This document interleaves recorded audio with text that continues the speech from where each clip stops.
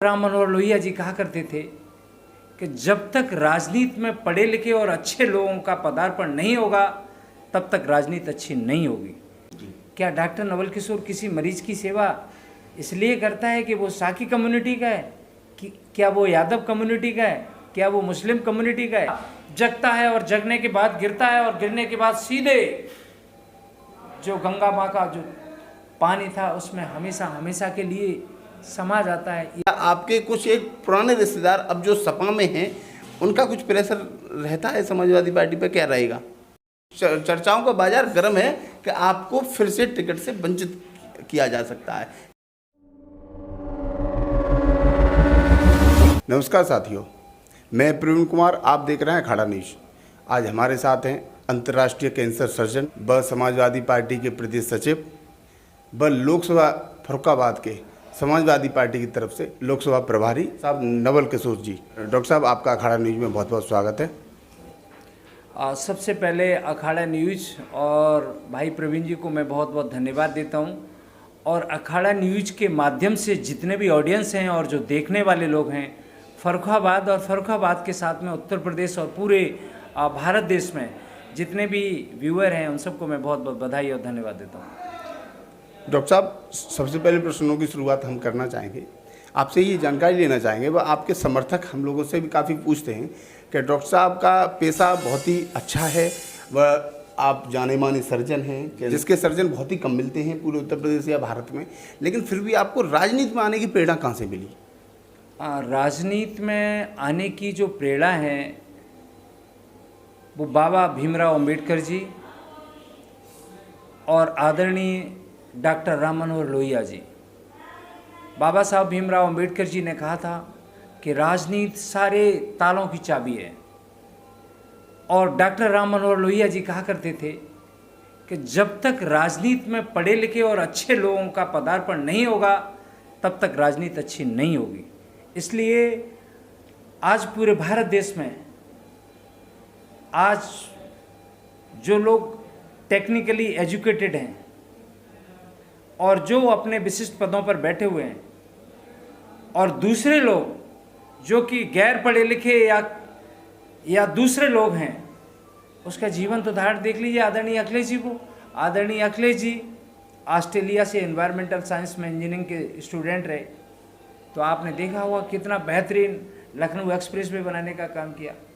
और वहीं भारतीय जनता पार्टी के हमारे देख लीजिए मुख्यमंत्री जी आदरणीय योगी जी, जिन्होंने पूर्वांचल एक्सप्रेस वे बनाया है। दोनों रोड का कंपैरिजन कर लीजिए, दोनों रोड्स के कंपैरिजन से आपको मालूम पड़ जाएगा कि पढ़े लिखे लोग कितने इम्पोर्टेंट हैं इन कंपैरिजन टू कम पढ़े लिखों या गैर पढ़े लिखों। डॉक्टर साहब, अभी फर्रुखाबाद में जो गंगा का किनारे हैं वहाँ बाढ़ आई थी, और आपने बढ़ चढ़कर जो बाढ़ में जो जनहानि हुई या लोगों की हानि हुई उसमें आपने बढ़ चढ़कर हिस्सा लिया, पर लोगों की सेवाएं की। क्या ये स्वयं की प्रेरणा से था या राजनीति में जो इलेक्शन लड़ने की जो आपकी इच्छाएं उसके कारण था? मुझे लग रहा है आज हमारे हॉस्पिटल पे आप सुबह से आए हुए हैं जी। यहाँ पर लोगों को आपने देखा होगा जी। क्या डॉक्टर नवल किशोर किसी मरीज की सेवा इसलिए करता है कि वो साकी कम्युनिटी का है, कि क्या वो यादव कम्युनिटी का है, क्या वो मुस्लिम कम्युनिटी का है?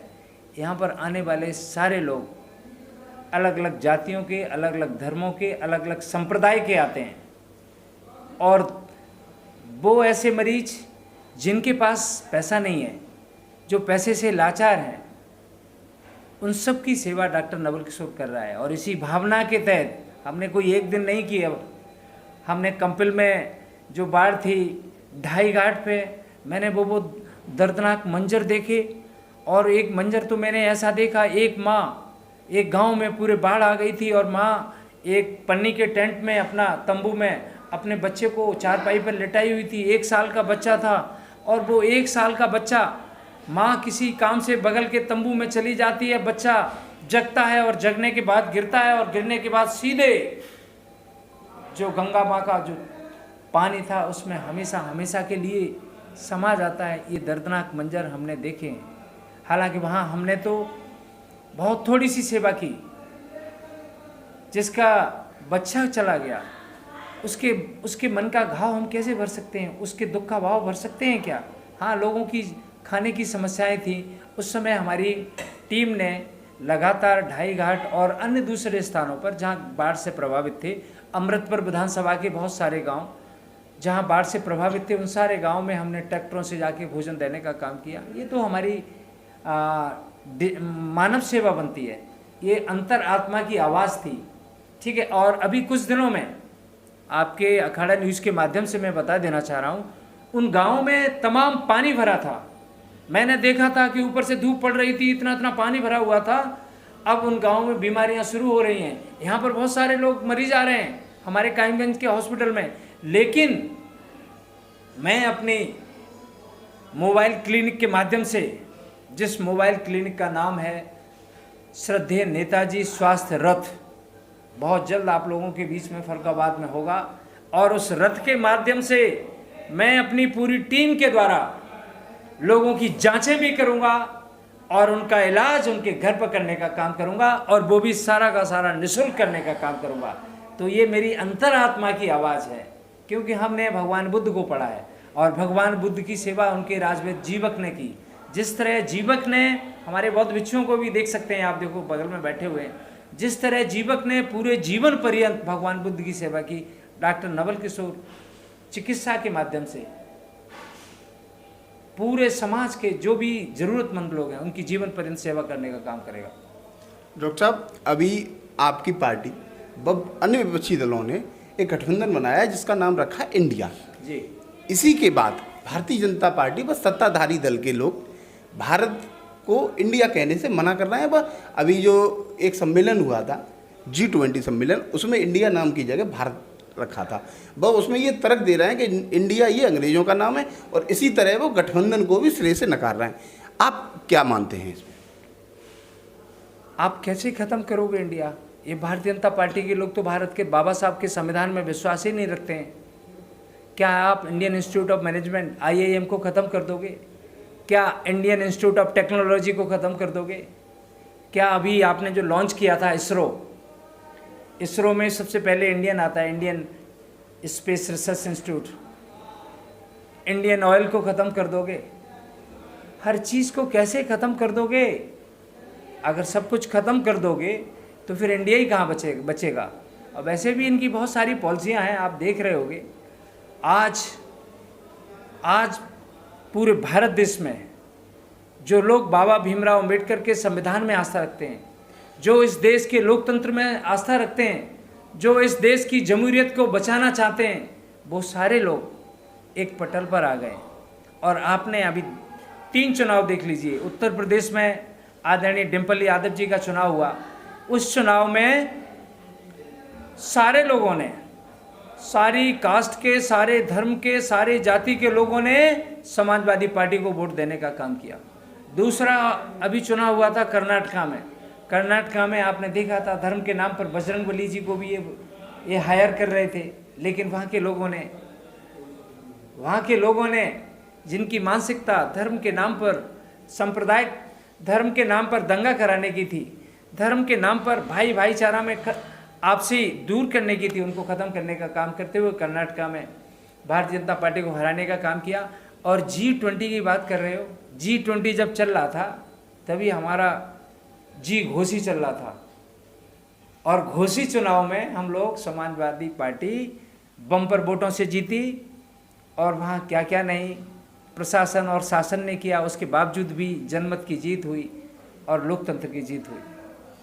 डॉक्टर साहब, अभी आपका जो गठबंधन बना है इंडिया गठबंधन, आज़ादी के बाद ऐसा पहली बार हुआ है कि आपके गठबंधन ने व किसी पार्टी ने 14 एंकरों को अपनी डिबेट से बाहर कर दिया है। यानी उन्होंने कहा है कि जब वो बोलेंगे, जब उनका कार्यक्रम होगा तो हमारा कोई भी प्रवक्ता नहीं जाएगा।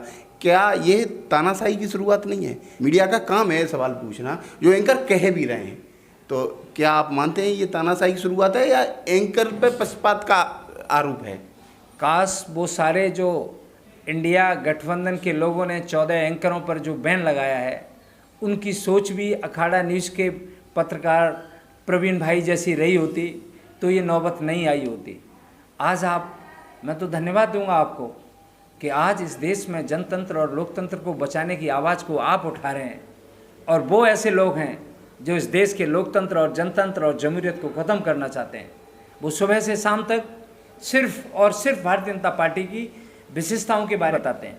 डॉक्टर राम मनोहर लोहिया जी कहा करते थे कि जब सड़कें सूनी हो जाएं, जब सड़कें सूनी हो जाएं तो जो संसद है, संसद में जो हमारे जो भी प्रतिनिधि हैं, तो अच्छा सा आकलन नहीं होगा। किसी भी लोकतंत्र की, अच्छे लोकतंत्र की बहाली के लिए सबसे अच्छा होता है कि जो विपक्ष है वो मजबूत होना चाहिए। और आज कहीं ना कहीं विपक्ष को पूरी तरह खत्म करने का काम भारतीय जनता पार्टी कर रही है। विपक्ष की मजबूती तो अभी उत्तर प्रदेश में दिखी।